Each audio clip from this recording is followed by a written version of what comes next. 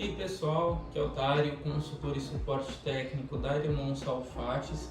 Hoje vou estar apresentando para vocês a segunda parte do vídeo sobre o C2000, nesse caso C2000 Plus. Se você não sabe do que eu estou falando, eu recomendo que você dê uma olhada no último vídeo sobre o C2000 que a gente fez. Lá eu comentei bastante coisa importante sobre a aplicação e funcionamento desse carinho. E hoje eu vou estar falando um pouco sobre a parametrização, a ligação de uma forma bem básica, de uma forma bem simples. Vamos lá? Mas antes de qualquer coisa, não se esqueça de curtir esse vídeo e se inscrever em nosso canal. Basicamente, agora que a gente já passou pelas entradas digitais sobre as I/Os no sentido geral, vou explicar basicamente a ligação que eu fiz aqui. A ligação do potenciômetro permanece a mesma do MS300, então o meio do potenciômetro está no AVI, que é onde eu passei essa fita, realmente para poder demonstrar. Uma extremidade vai no mais 10 e a outra extremidade, está aqui embaixo escondidinha, vai no ACM. Basicamente é dessa forma que você faz a ligação para o potenciômetro aqui. E a ligação para o botão, lembrando que eu estou utilizando um botão de três posições, para poder fazer a partida e a parada. Como eu comentei, o C2000 ele possui essas entradas, diferentemente do MS300, essas entradas privativas para fazer a partida.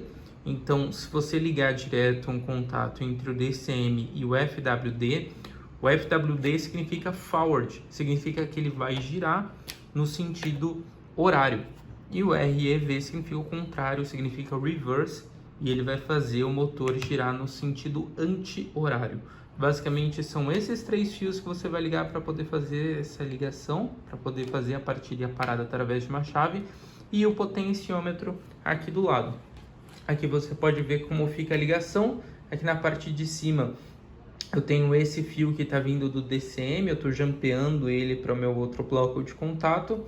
E aí aqui eu tenho dois fios saindo, um para o REV, o outro para o FWD.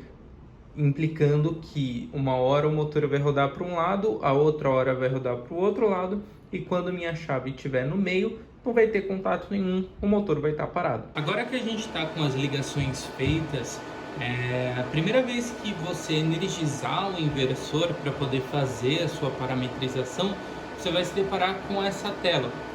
O C2000 ele é bem complexo, então ele tem várias línguas as quais você pode colocar para poder operar. Entre elas você tem o próprio inglês, que é o nativo do sistema dele, e se você baixar aqui você pode encontrar o próprio português. Vocês podem notar que o sistema dele é muito mais intuitivo, justamente por ter setinhas específicas falando para cima e para baixo. Então é um pouco mais simples de se entender, por assim dizer. Continuando, essa é a tela inicial de parametrização do inversor. Então ele vai pedir algumas informações que são essenciais para o seu sistema funcionar. Entre eles a gente tem aqui a rede de 60 Hz, que é o que a gente utiliza. Eu estou colocando o 60 Hz. Não vou colocar o sistema de parametrização geral, mas se você precisar ele pode te ajudar com vários parâmetros bem interessantes, que vale a pena dar uma olhada.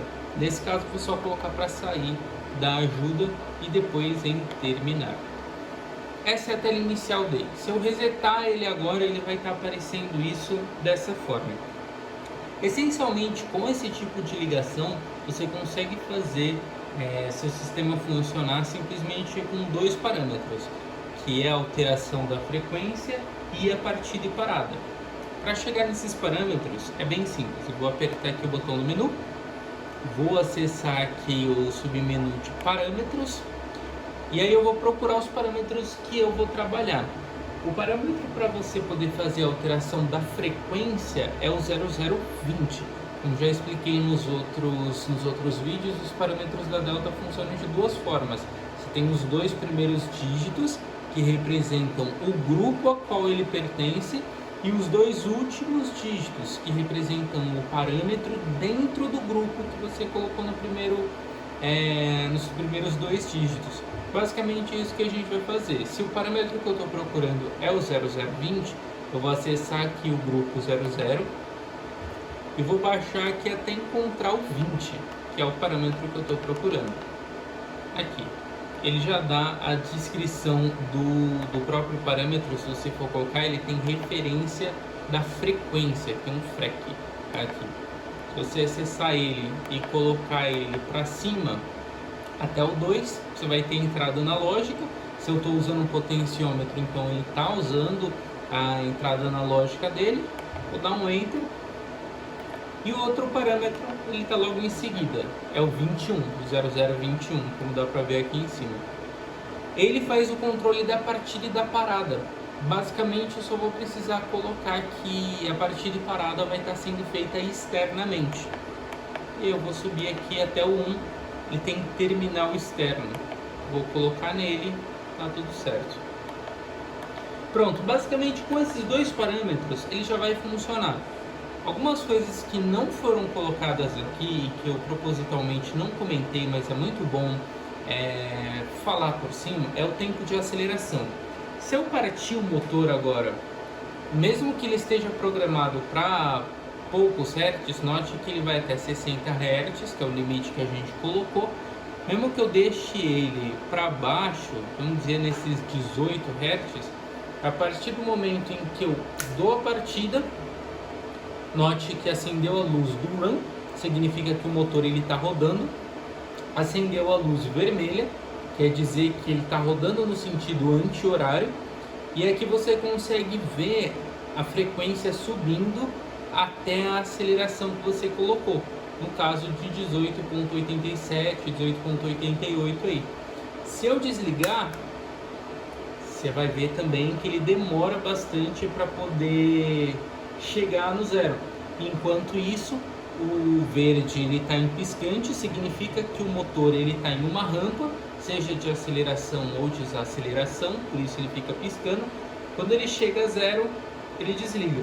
Se eu virar a chave para o outro lado, vai notar a diferença aqui, que agora o run ele está aceso, mas aqui está verde, significa que ele está rodando no sentido horário. E você pode ver que ele demora bastante para poder chegar nesses 18 Hz. O que eu estou tentando dizer com isso?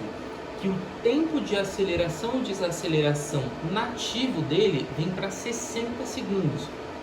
Por que vem tão alto? Porque normalmente se você vai utilizar uma aplicação com alta carga, o tempo de aceleração precisa ser alto. Tanto de aceleração como desaceleração.